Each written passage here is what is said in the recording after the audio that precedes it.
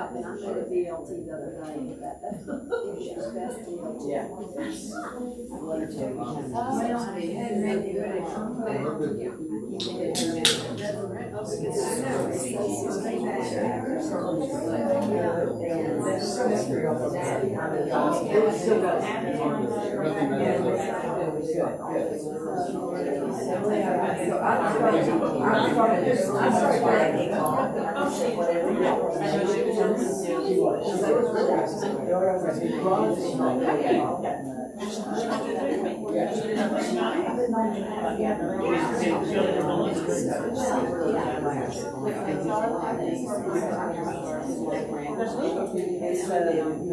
I just got down.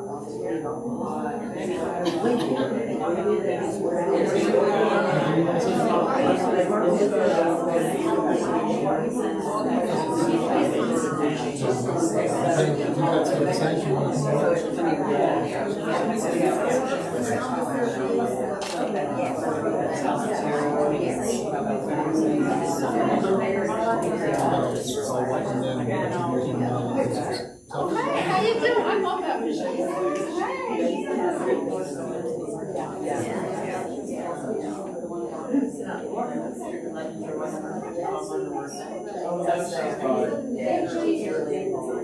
But it just never.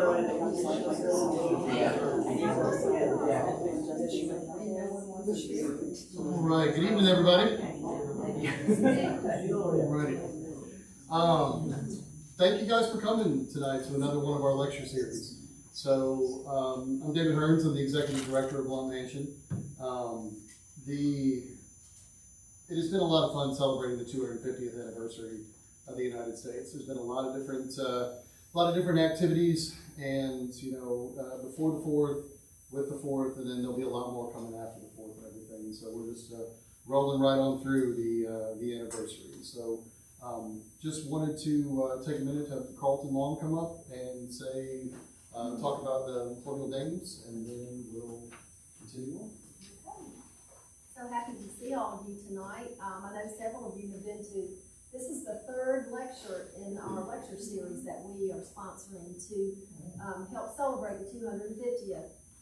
The National Society of the Colonial Dames' mission is to actively promote historic heritage through historic preservation, patriotic services, and educational programs. And our national chapters asked each town committee to do something to commemorate the 250th. So we came up with this lecture series and have just had two very interesting speakers, and then tonight we're going to have another interesting speaker. And David, are you going to introduce? Yes. Lisa? Okay. But I do want to let you know that the next lectures will be on September 10th and November the 12th. So please come back and join us for those two events. And they're at 6 p.m. here at Blount Mansion 2. So thank you for being here. And David.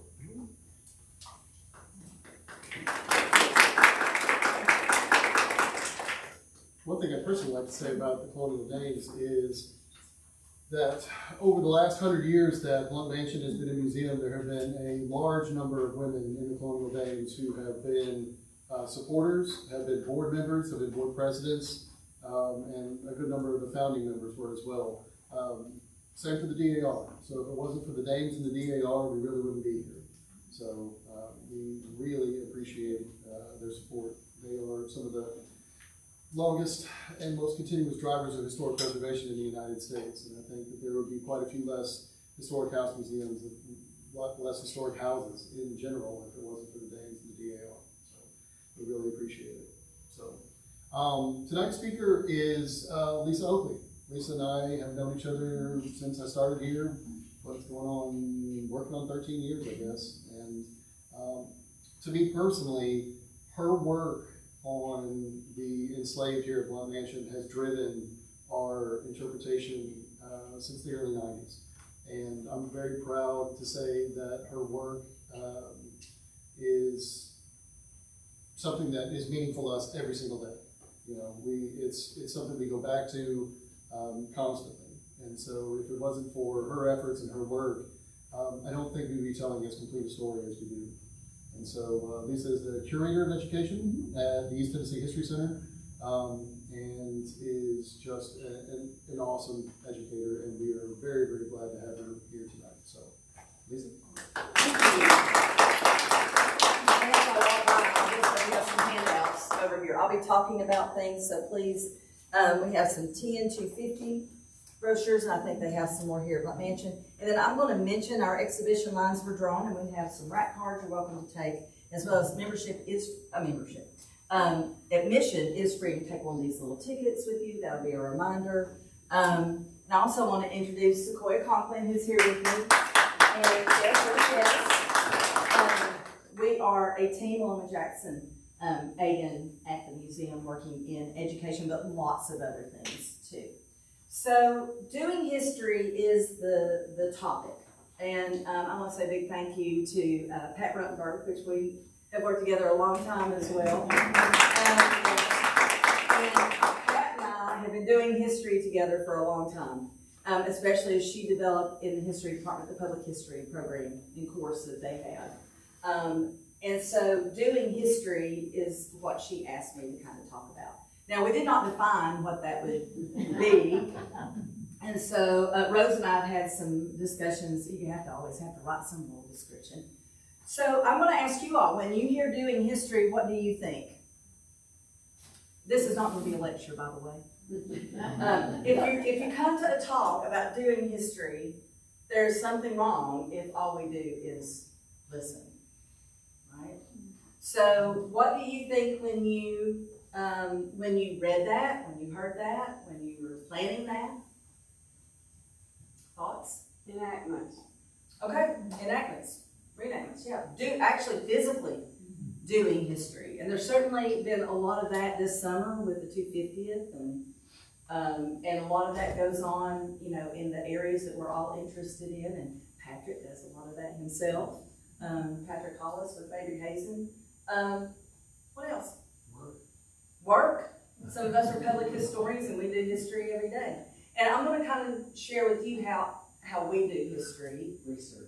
Research, yeah. Going to visit different historic sites. Yeah, as a visitor. I mean, you do history. One of the things I learned in studying and being mentored by individuals many, many years ago is that interpretation is not what I do as an educator. What I do as a public historian is try to work with the material, research, have everything verified and have the evidence there. The interpretation is what the visitors do when they come in. And I always have to be mindful of that. And I think I really shared that with Sequoia and Jackson a lot. It's not about me, but I'm responsible to the audience. And I think all the things that we've mentioned are important. Anybody genealogist? All of those things, you all are in this room tonight because you are interested in doing history in your way. So what we're going to talk about today, though, is I promised to tell some stories. I promised to talk about how we do history in the context of the museum, in the context of education. I am a historian, first and foremost. Anything and everything that we do at the East Tennessee Historical Society in the museum with our education programs, we research and utilize evidence to let the story come out of. And then we figure out, well, how can we creatively work with this? And that's what historians do if they're educators, at the post-secondary level. Everybody just has a different audience with different tools and a different method, right? So we're going to get to do some history tonight, and you will learn some things, I hope. But I just wanted to start with that. And the core, again, whatever we do is the evidence, the historical quality, the research that goes into it. So I love research. We go down lots of rabbit holes. And those rabbit holes a lot of times is where there's a question is where the learning is. We're not looking for all the answers. I'm really wanting to start asking questions. Right? So what I'm going to start with, though, is sometimes the end product. So for us, I hope you will come to the East Tennessee History Center, just right up the street across from the Tennessee Theater, And see, the lines were drawn, the Treaty of the Holston and its legacy. This is the entrance, and then you go in, this is in our feature gallery. Has anybody had a chance to see it yet? Great, I'm so glad. It's the new one. Uh-huh. Yeah. Yeah. And really, I mean, our curatorial team, especially Adam Alfred, does an incredible job of creating an exhibition and a graphic kind of presence and interpreting visually incredible resources. But what we're focusing on are treaties and maps and documents, text. And sometimes that's not always easy to engage with, right? So in public history and in museums, we take that original evidence, the text that these things are, and in exhibitions, we kind of, we design things around them to present them. We excerpt them. We put them in text, big, and we pull out the important parts. This is all about the Treaty of the Holston, which is a little bit after what we're going to be talking about.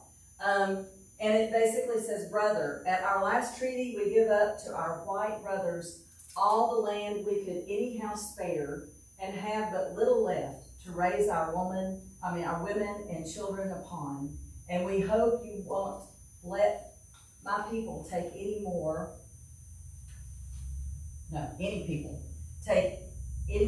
from us without our consent. We are neither birds nor thin. We can neither fly in the air nor live underwater. Therefore, we hope pity will be extended toward us. We are made by the same hand and in the same shape with yourselves. Cherokee chiefs regarding the Treaty of Hopewell, in this case, to President George Washington. This is kind of where their story starts, 1789. So that's a document. It's in text. It's in an archive. How does presenting it like this make a difference to people? It's bigger, color, it's more accessible, right? And then you place it in context with other elements and design and place it in a place and bring it to life. And I guess that's what we're all trying to do, is bring history to life. But you also have to understand context. Now, this is kind of getting at what we're going to be doing today. There's this timeline. Now, timelines, people say, oh, it's a timeline. And people think about timelines that are written out and you read them. I want you to think of timelines as an organizational tool. Has anybody ever used a graphic organizer? Like in school or as a teacher, or they have Venn diagrams and all this. I use a timeline when I'm trying to understand something. I have to start placing things as they're relevant to each other. It's something that is organic out of a story, and that's what we've done here.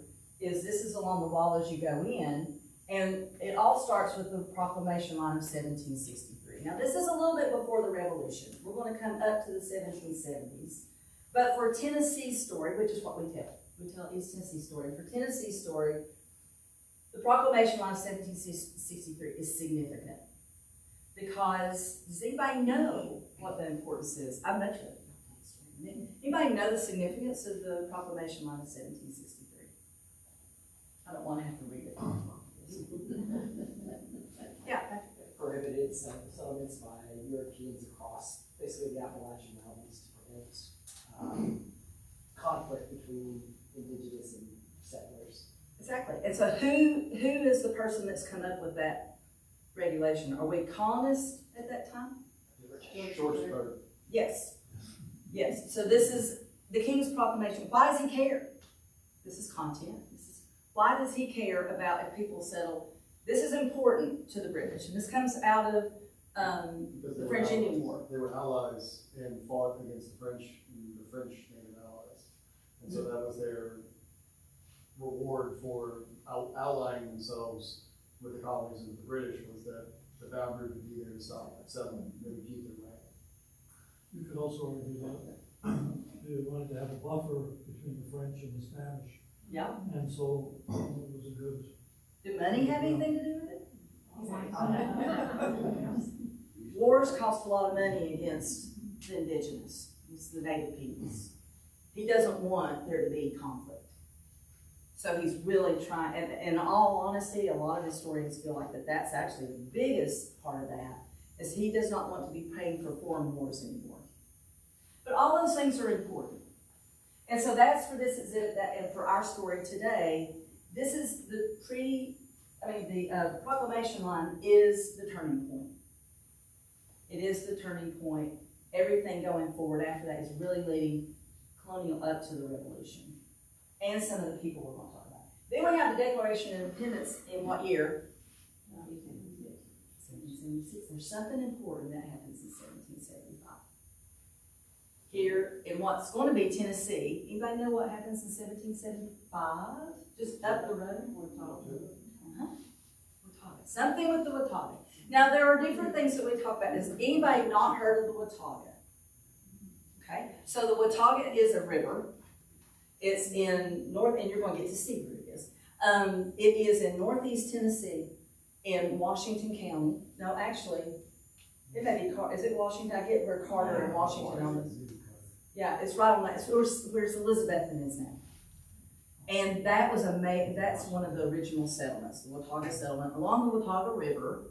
There were 4 settlements at the time, but that was the prominent. And one of the reasons it was prominent is because it was the location everybody knew. It had been used for eons, for animals, for people traveling through. You could cross the river, cross the Watauga at different key times because of the shoals, the sycamore shoals there. They call it Watauga Old Fields because they've been around for so long. So everybody knew the address. So we're going to have a meeting. Where are we going to have the meeting? Especially with the Cherokee. We're going to meet at the Watauga Old Fields. Okay? So I want you to think about that. So what we're going to be talking about today is mentioned in passing in an exhibition. Things are summarized, but we're going to kind of expose and learn a little bit about the people and the place through an activity we do with students. So I'm going to show you a little bit, and Sequoia, if you can help me. You're going to see things in a little bit different way than you're used to seeing in a book, and we'll just hand these out. I've got some more if we need them, and people can look on if they want, or they can do it individually. History has to be accessible to whatever audience you're working with. And you need to be able to discuss history with people. If you're an educator, like me, if you're doing a public program with people, I find a lot more if I can share. And in this case, since it was doing history, we're going to actually do some activities instead of me just telling you about it. So, and I guess I need one. I've got an extra one here. I've got it. So, what are we going to be talking about? Let's look at the text first. What do we look at to figure out what it is we're going to be talking about? The Watauga Purchase. Now, there is a Watauga Compact, but it doesn't survive. The agreement that was made among the Wataugas for their self-government. We don't know actually what all the language, but we do know what the Cumberland Compact was like. In the 1780s in Nashville, most of the folks that were there were here.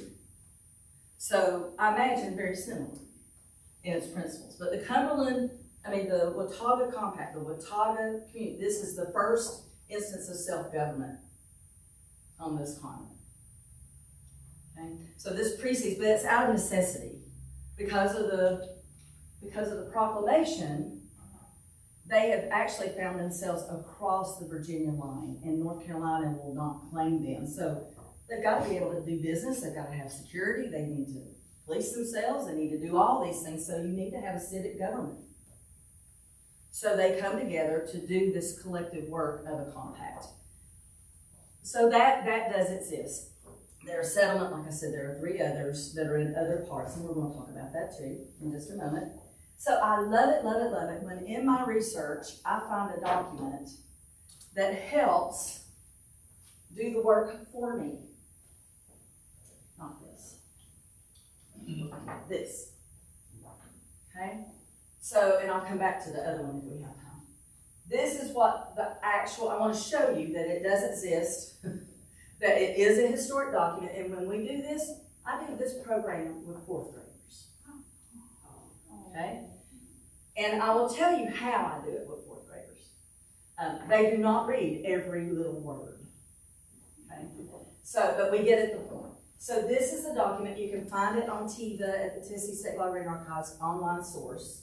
Tennessee Electronic something virtual archive. You can find the Watauga Purchase. If you go to their education page, they have a transcript of it. Okay? So here's the Watauga Purchase, and there's actually 2 more pages. I have excerpted the first 2 paragraphs for this activity. So what I want us to do is I'm going to read for you, and what I tell the 4th graders is I want you to listen for the nouns. I'm going to ask you to listen for the nouns. Remember, it's all about access. How can we share a text, a dense text, so we can get at the story? So here we go. Now, as you see, there's instructions for what they are supposed to do, but I think y'all can hold it in your heads. I don't think we have to have a highlighter or anything, but this will allow you to highlight. Now, why do I have it numbered? This is what teacher taught me. I'm sorry? Line numbers from the document, maybe? Well, I know, I just gave them line numbers because when you have somebody tell you, a 4th grader, say this or has a question, and they can't communicate where it is, they can say, oh, line 5. So you learn things as you do history with people. Okay, so here we go. So this is the first paragraph of the Watauga Purchase. This indenture, made the 19th day of March, 1775, a Conestoga, chief warrior and first representative of the Cherokee Nation or tribe of Indians, and Attakalikuli and Savanica, otherwise Corona, for themselves and the rest of the whole nation, being the aborigines and sole owners by occupancy, from the beginning of time of the lands of the waters of Holston and Watauga rivers, and other lands thereunto belonging of the one part, and Charles Robertson of the settlement of Watauga of the other part, witnesses and etc. The consideration was the sum of 2,000 pounds, lawful money of Great Britain in hand paid. What is happening? It's all land. Yeah. They're selling it. Who is selling to whom? Indians are selling to the British. Okay. All right. So it is a purchase. A treaty precedes a purchase, typically. Okay. So what is the date? When did this happen? That's my birthday. Not 1775. Thank you very much. But my birthday is March 19th. Now, 1775, however, for 4th grade, they're learning about the Revolutionary War. And depending on when we do this program, if they have a timeline, they may or may not clue into something. And this is the thing about history, folks. It doesn't happen in chapters. History is not like, oh, this happened. Oh, chapter 2 happens. Chapter 3 happens. Typically, all that's going on at one time. Can anybody tell me what's happening in April of 1775? Lexington and Concord. Oh. Does that give us a different sense of what's going on here? Did they know? They didn't know in March. It was a month before. It's a month before. But certainly by the summer. But did this ripple effect, did that colonial things? Was anything going on before Lexington and Concord? And these folks are moving from where? So they know. I mean, people are moving here and they're not aware of the world, right? But their critical interest is not there right now. We understand now what their interest is in establishing their homes and establishing, not a state yet, but to just have their independence and have security, and be able to establish themselves. And the one thing Cheryl Henderson taught me over and over again about this period with the Watauga, moving all the way up through the state of Franklin, and always stated, that's the same people. What are they doing with every step? The petition to North Carolina, saying, we will serve, we will fight for North Carolina in the Revolution if you will annex us, right? Security, being able to establish themselves. And then you have state of Franklin, same thing. Will become a state. They're ready to roll. They've practiced. right? So this helps us understand. Okay, so let's talk about some of the nouns. That gets at the who. Who do we have as our characters? You know, that's the other thing I use a lot when I do history for myself, is I have to think of who are my characters. And I don't want to leave anybody out. I want to figure out who they all are and how they all interconnect. Because remember, Sam Houston, David Crockett are the same age. Andrew Jackson, Sequoia, did you know they're the same age? 2 generations, there's a lot of difference. David Crockett's father fought at Kings Mountain. Once you start seeing all the characters and how they interact, you do history, it becomes life. Okay, so tell me, who are some of our characters? Cooley. Add Cooley Cooley. Okay, I don't know. I mean, his name is spelled phonetically wherever you see it. Little Carpenter. Little Carpenter. That's his anglicized name, Yeah. is Little Carpenter. I searched and searched and searched and I couldn't find it. We also use with students, there's an excerpt from an account of a person that knew him and met him and described him. He's very short, small stature, but he said the reason he got the name Little Carpenter is because he could fit the negotiations and these treaties and working with people together like a carpenter. So he got the name because he is the peace chief. He is the negotiator. He is the person, because they have designated roles within and he is the person that is responsible for working with the British and to bring them to the table. So Attacullaculla, very important, and Little Carpenter was, and I don't believe is anymore in the standards. He used to. He is. Yeah. Okay, and when I say standards, I mean the standards for children to learn from in their social studies. Who else? Yeah, and who would that be as a group? Indians. The Indians, the Cherokee specifically, and the Cherokee will tell you they are still here, number 1.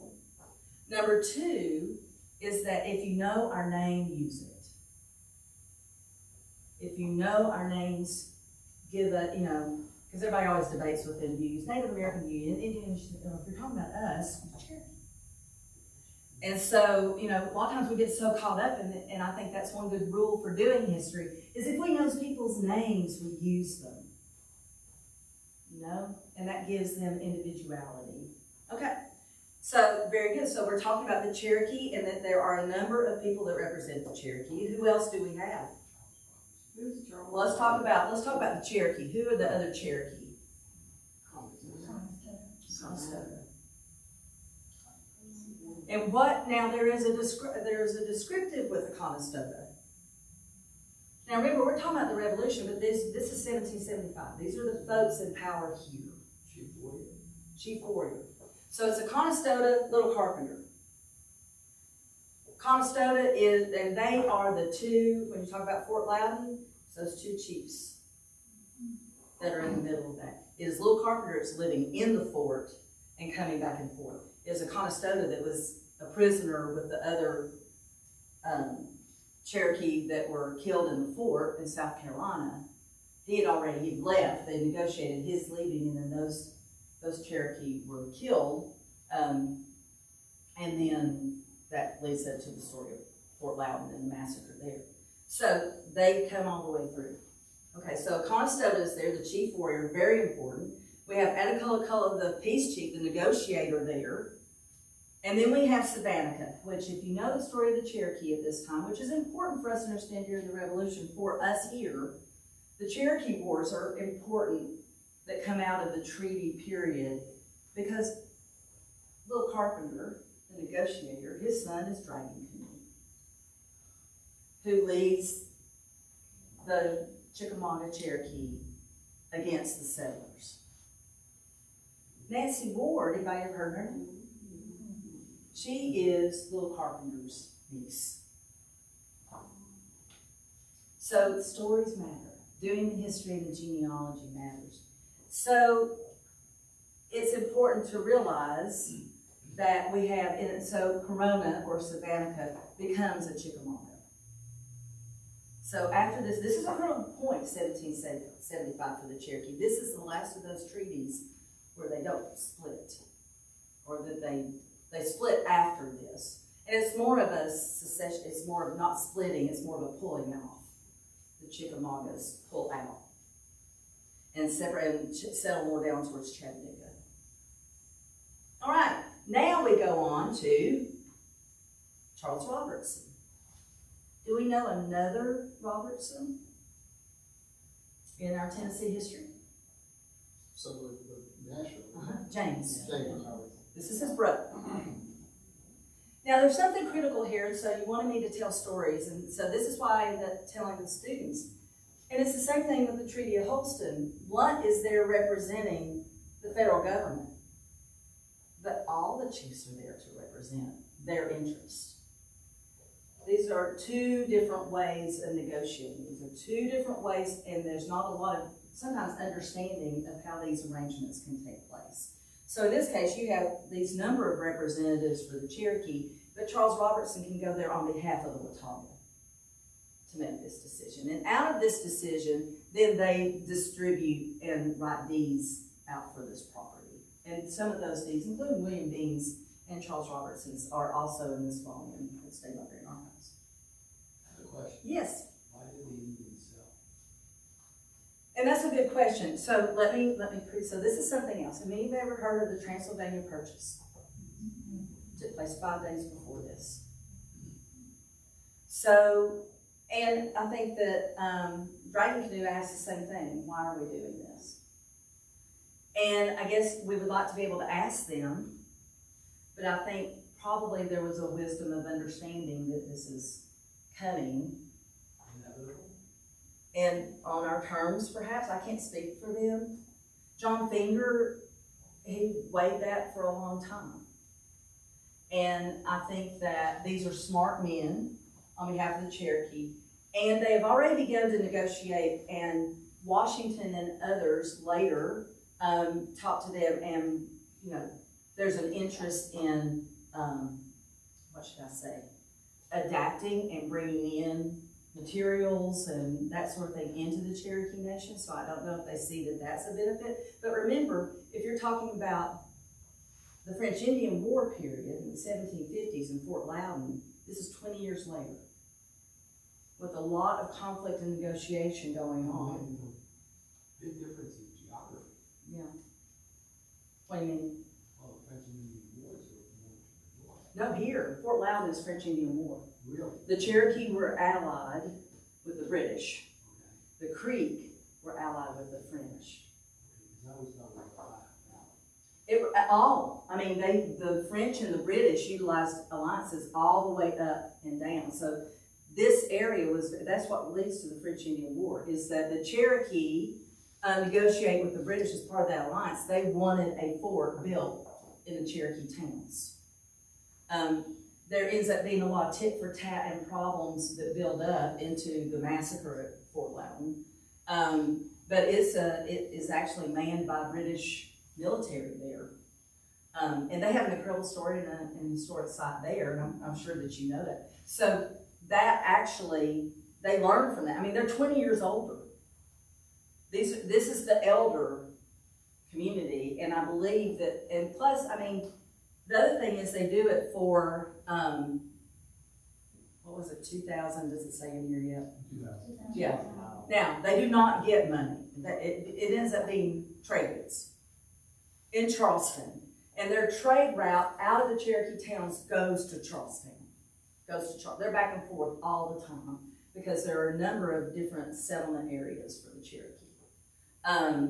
There's what we kind of think of over in western North Carolina. There's on over into South Carolina, North Georgia, but also the area we know best is around the Little Tennessee River.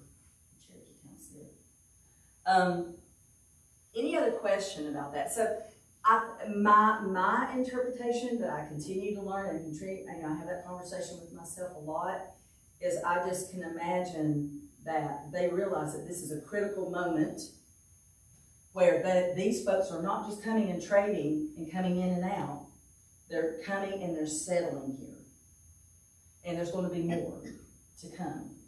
And so I think that for a lot of folks, they felt like that this is what we need to do. But now, let's talk down here. I'm not gonna read the whole thing. Can you see any rivers? Just scan through and tell me on the where, just point out for me 4 rivers.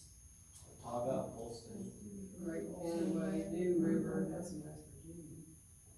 West side of Holston. One more. Mhm. Nolachecki, Holston, Watauga, Great Canyon, or New. New. Right.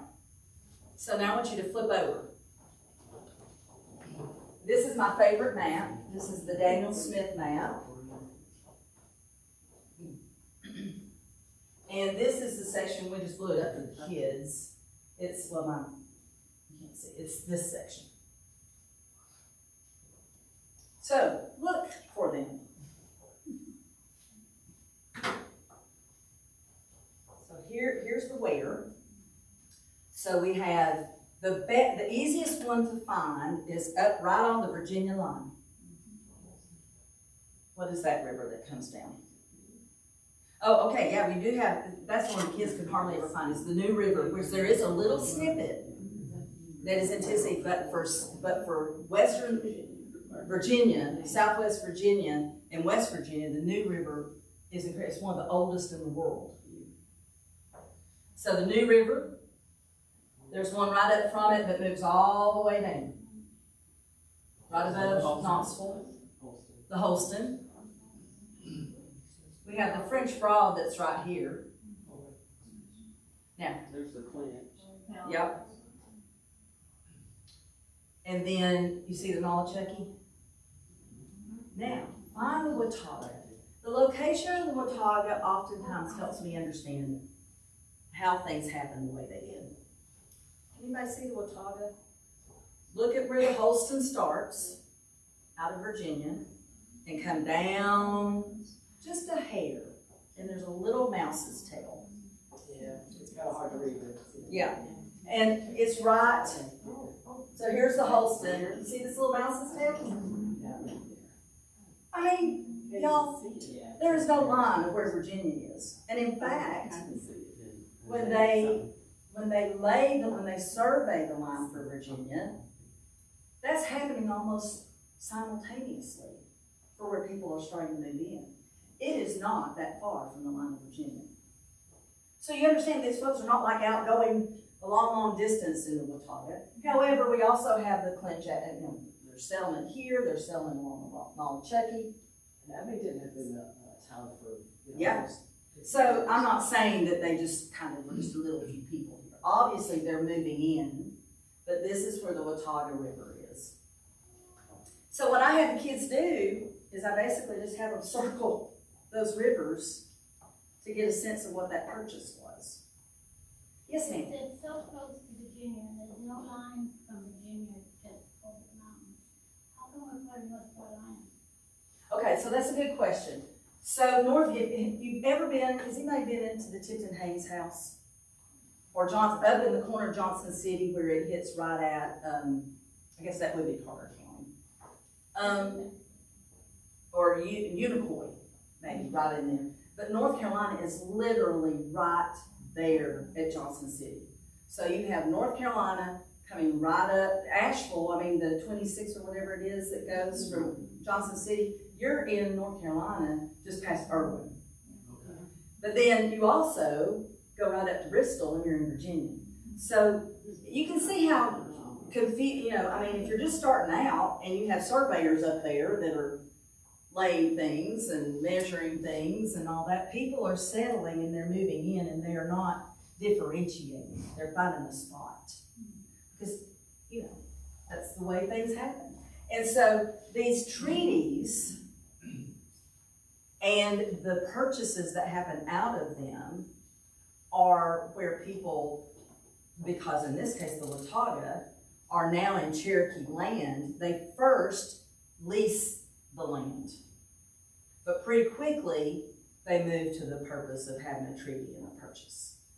And the Cherokee are accepted of the lease first, So they kind of work into that. But now, let's talk just real quickly about, because again, this kind of contributes to understanding about what this area is like when the Over Mountain men are called upon to go to Kings Mountain. Because it is the Over Mountain men that are there, at least some of them anyway, have been here during this time. It's not that long, it's 5 years between these things. So a lot's happening, right? So they're getting settled. But 5 days before the Transylvania purchase is a purchase that is a developer's purchase. Because their purchase, and the name just left me. Henderson. So Henderson comes in from North Carolina. Boone works for Henderson too, as a surveyor. So he comes in to negotiate a treaty and a purchase for part of Kentucky and Middle Tennessee. There's nobody living there. He is purchasing to develop and sell. So that's already happening. I don't know if they just said, well, we're going to do both. Everybody's here. I don't know how all that happens, but obviously there's a lot of work that's been going on with the Cherokee for negotiation. Cherokee was in Middle Tennessee? No.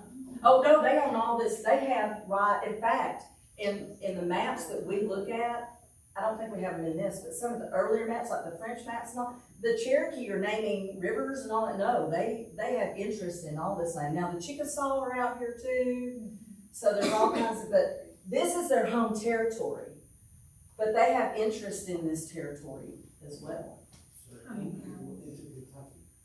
Yep. Although you have you have competing, yeah. But the same folks sign it. Now that is declared null and void.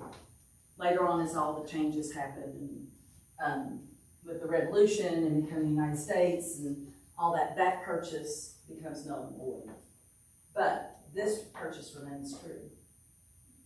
But this is important to understand because 5 years later, we have a certain Scottish,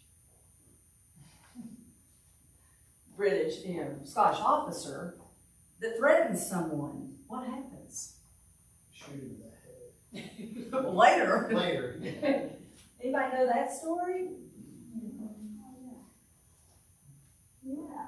We're going to pass these out real quick. This is faster because we're going to flip right to the end.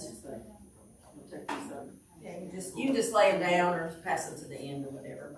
We also use this. We have a painting of the gathering at Sycamore Shoals, same place, same location. 5 years later, Samuel Doe is there to speak to a gathering of the Over Mountain men as they are preparing to go over the mountain to meet Samuel Ferguson and the British troops. All right, so this is a script. We're not going to have to do the whole thing. We're going to do the last page of it. But so this is a different way that we take, this is creative license. We have taken the story. One of our master teachers in Jackson Sequoia will be working this into an even more formalized aspect. So here we have this is like a little Reader's Theater. We do this a lot with 4th and 5th grade. They have the painting up of the Gathering at Sycamore Shoals by Lloyd Branson. We look at that so that they can figure out the place. It's got the fort on the hill, Fort Watauga. We talk about Watauga, that word, where it's come from, the river, a lot of what we've just kind of done. We always have to understand the place first. Anytime we learn to do history, we need to understand the place and when it is and what all's going on. So for this, we're 5 years later. There are more people that have come and settled. Now they have their self-governance in place. They are part of North Carolina. The petition happens just a year or so after that. North Carolina takes them on.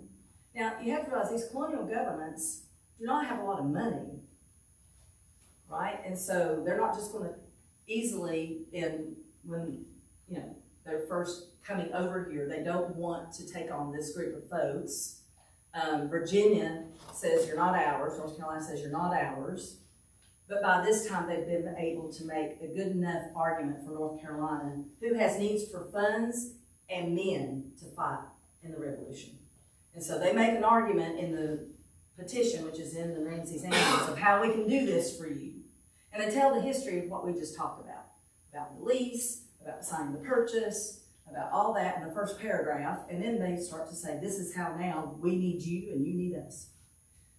So let's skip ahead to this gathering at Sycamore Shoals. The men come together, and we have some certain characters. And basically the narrator sets it up. At the same time that the Founding Fathers were meeting in Philadelphia to write the Declaration of Independence, trouble broke out on the Tennessee frontier.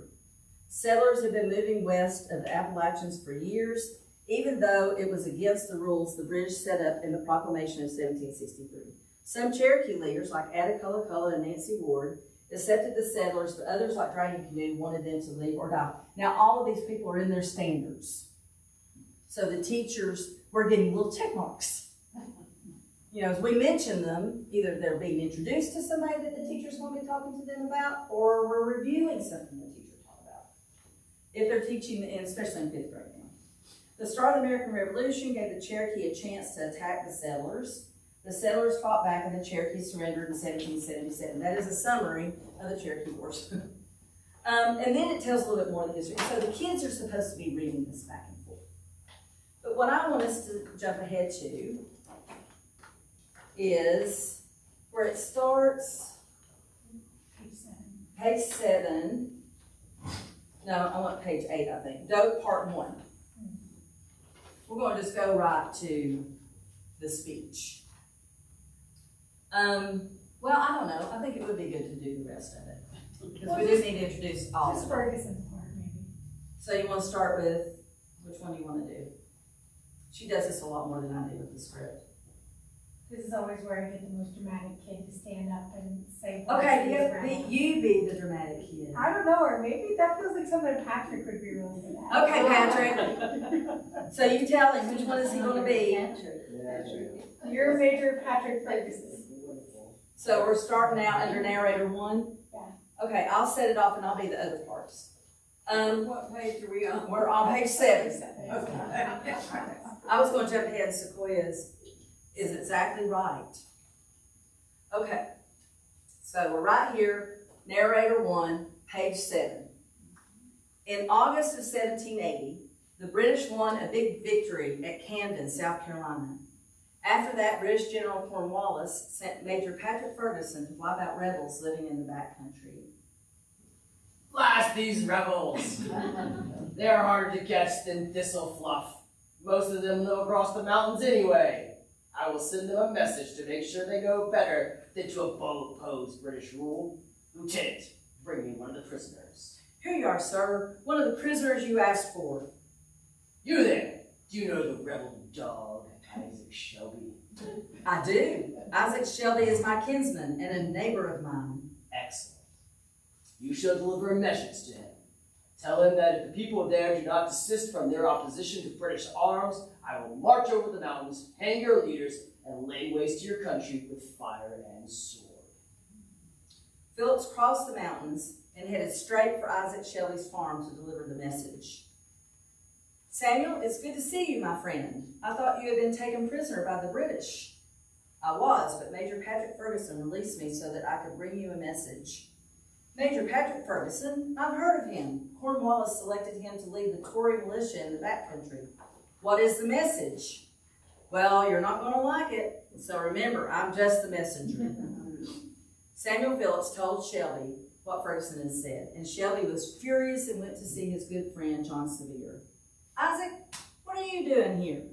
Is there more trouble with the Cherokee? Not with the Cherokee, but we sure have some trouble. Shelby told Sevier about the threat that Major Patrick Ferguson had made. Sevier was just as angry as Shelby. Together, the two men decided to send out a call for troops to meet at Sycamore Shoals on September 25th, 1780. John Sevier asked his friend, the Reverend Samuel Doak, to speak to the men before they left. Samuel Doak was a Presbyterian minister and teacher. He started Washington College in 1794 to provide educational opportunities for men on the frontier. Reverend Doak, Major Patrick Ferguson wants us to surrender, but we're not going to do that. Can you say a few words to the men before we leave? Of course, I know just what to say. Help me get everyone's attention. When the men were told that Reverend Doak was preparing to speak, they grew quiet to hear every word.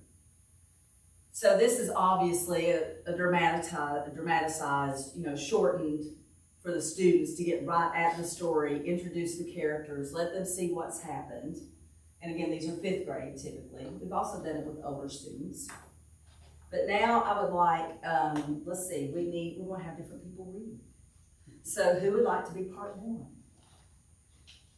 Anybody? You can be Doug part 1. Okay. Okay. Dave's going to be 1. Sequoia, if you will be, you'll be 2.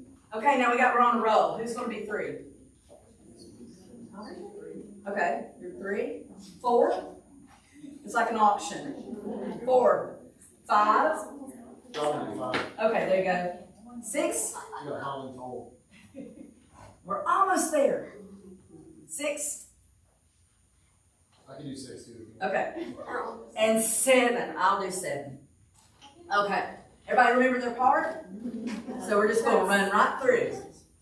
Okay, so I want you to imagine they're all outdoors. These are, most of these men are not officers, they're not militia officers. You do have the main characters that are. Shelby, Severe, they're probably in uniform. Samuel Doak is minister, educator, and most everyone else is going to be militiamen in their attire with their own, gear, their own rifles, their own horses, and they're all preparing, to go forth, okay? All right, so we will start with Doak 1. Yep. My countrymen, you are about to set out on an expedition which is full of hardships and dangers, but one in which the Almighty will attend you. Taxation without representation and the quartering of soldiers in the homes of our people without their consent are evidence that the Crown of England will take from its American subjects the last vestige of freedom. The enemy is marching hither to destroy your own homes. Brave men, you are not unacquainted with battle. Your hands have already been to war, and your fingers to fight. You have wrested these beautiful valleys of the Holston and the Watauga from the savage. Will you tarry now until the other enemy carries fire and sword to your very doors? Go forth then in the strength of your manhood, to the aid of your brethren, the defense of your liberty, and the protection of your home. After Doak's sermon, the men began the long, cold march across the mountains to find Patrick Ferguson. They would find him at a spot known as King's Mountain. Now, this is how we do history, with a little bit of creativity, but you see how you have to do the research first. You have to be extemporaneous with it. You have to be creative, but you must root it in the evidence, because that's where the story is. I mean, the story is richer than what we can imagine. So we know these things happen. We know that Phillips was the person that delivered the message. We know generally through oral histories of the time coming forward. Most of that was captured in Ramsay's annals and in some of the memoirs about what that threat was, fire and sword. We know that that was part of it because that's come down. Now, Doak's speech has been around since the 19th century, since early 19th century. Now, do we have a written version of what Doak wrote? No. But the power of what he said is what survived. It might not be verbatim and by word, but what we talk about with the kids is we talk about what they notice. And again, we do this verbally. They don't write it down. 4th grade, 5th grade. And I just have them say, what are the words that stand out? What is this person saying? I think you can pick up on some of the things they notice. If they've been studying the Revolution, what does he talk about? Taxation.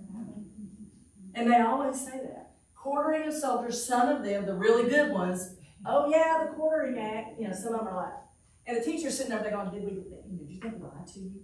You think we made it up? But then words like hither, coming hither. Kids love to hear those old words. But we have to work on it. We're like, well, what does that mean? And so we work on taking clues. So it is a learning experience. And with each one of those discussions and talking about the words and then picking out freedom, liberty, seeing those words, it layers understanding and learning. So that's the way Sequoia and I teach and do history. But we have to do the research first. Right now we're researching Reconstruction Knoxville intensely. Learning from the people, from the census records, from their materials, from the pension records, from all kinds of stuff, and having all kinds of discussions. And this time next year we want to do a presentation on it. And so we've been doing that. And I started with the work here at What Mansion when I was in graduate school on the enslaved. And you can see their names on the wall, the document, and I'll leave you all with this. This is where it started. This document. This is the first document I found when they told me I'd never find anything on the enslaved at One Mansion, because I never looked. And just pages away from the place where he sold to Wiley, and the inventory of goods that he had that they put in the house, this is just a few pages later of the enslaved that he sold to Wiley. Here's Jack, the first man listed. And here is Hagar, his mom is in here. There's Isabella, Nan, the sisters. Sal is up in here. I can see her right offhand. There's Cupid. There's Hagar, the first of the women. And this is where it started. And I found all kinds of other sources repeating their names, about 8 to 10 people. And I looked at this for a month. I was doing my internship here. And all of a sudden, I always thought that said Alger's son. Jack is the person that came with Blunt over the mountains to Johnson City area, and to Rocky Mount and stayed. And he writes about him in his diary, in his letter to John, not his diary, but his letters to John Gray Blunt. He writes about Jack. He talks about the supplies he needs. That's an H. And all of a sudden I looked at it the right way. I was like, oh, that's Hagar's. Hagar was inherited by Mary Blunt from her father's estate. She had been his nurse. She had been her nurse, probably about the same age. She wasn't that much older. They're the 2 most significant people in this household. And he gives us that proof and evidence through the things that he talks about. And plus, Hagar is still living when they both pass away, and she is inherited by one of the daughters. So the documents is where it lives. You have to find it. And you don't have those documents with your families and with the history you know. So I encourage you to find a way to bring them to life and do history with someone else. Thank you all for being participants tonight. Let Sequoia know if you want to help volunteer with our school groups. They do the work. We just facilitate and get to listen to what they have to share. Yes? You mentioned the Sycamore Shoals painting by Lloyd Branson. Do you have that at the East Tennessee History? No, they have it at Tennessee State Museum. Okay. It's on exhibit at Tennessee State Museum. We have big reproductions of it that we use with the students. We put it up on an easel so that they can see it. We have handouts where they can look at it. It's a great painting. Have you ever seen it? No, I'm really interested. Yeah, go. Because I love Lloyd Branson. Yeah, I will look it up here so that you can see it. Others can, any other questions? If you love Lloyd Branson, that's one right behind her. Yep. And the Bonnie Kate there is Lloyd Branson as well. Okay, right. Both of those are Lloyd Bransons. But I'll find it and look it up. Let's see. Let me get out of this first. So David, who is the female down there? Bonnie Kate Severe. Okay, and then of course Mary Boyce. Mary Boyce Temple had the Bonnie Kate painting done when they founded the Bonnie Kate DAR. Oh, okay. I believe that was for some anniversary of Catherine Sherrill's life. Okay, Bonnie Kate. Yes. And can I log in? Oh, yes. Lowercase 110. BLOUNT10. We make them real hard. What is it? BLOUNT10. The Sycamore Shoals is important. And if you want to know more, please go visit the Sycamore Shoals State Historic Site. They do an incredible job there. They also own the Carter Mansion, which is incredible. It's contemporary of that. And then they also have, help me remember the name of the other site that they just, Save on Hill. So it is a great trip. Tipton Hayes, you can do wonderful things, Rocky Mount, when you're up in that area. Do they still do this like? I'm sorry. They do. Yes, they do. Well, it's not wanting to search. Well, anyway, if you go home and just look up Gathering at Sycamore Shoals painting, it's beautiful. He was a wonderful historian. I tell the kids, here we go. That's not what it's called then, I guess. Sequoia, what is it? I think it's the Gathering of the Over Mountain Men. That's Sycamore Shoals. Branson. Yeah. Let me go to images. Here we go. Oh my gosh. It's really beautiful. Kind of see, it's big. Well, it's not huge. It's not like a diorama or a mural size, but it's a big, incredible painting. Lots and lots of detail in it. You can't really tell it from here. But the kids notice we'll talk. I mean, you can tell this is a teaching picture. So we don't tell them what it's all about. We let them use this first. And let them pick, what do you see? They see people moving, are they going hunting, or are they fighting one of them? So, yeah, artwork. And Branson was a historian at heart, and he didn't write books, he painted paintings.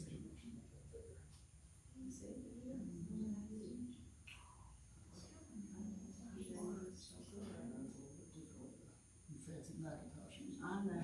Well, I don't know. Anyway, sorry. But anyway, go home, look at it at the State Museum. Thank you all so much. Thank you. I hope you know about the lecture, but I hope, did everybody learn something at least? Yeah. Good. Because you can teach almost just as much this way as in your lecture.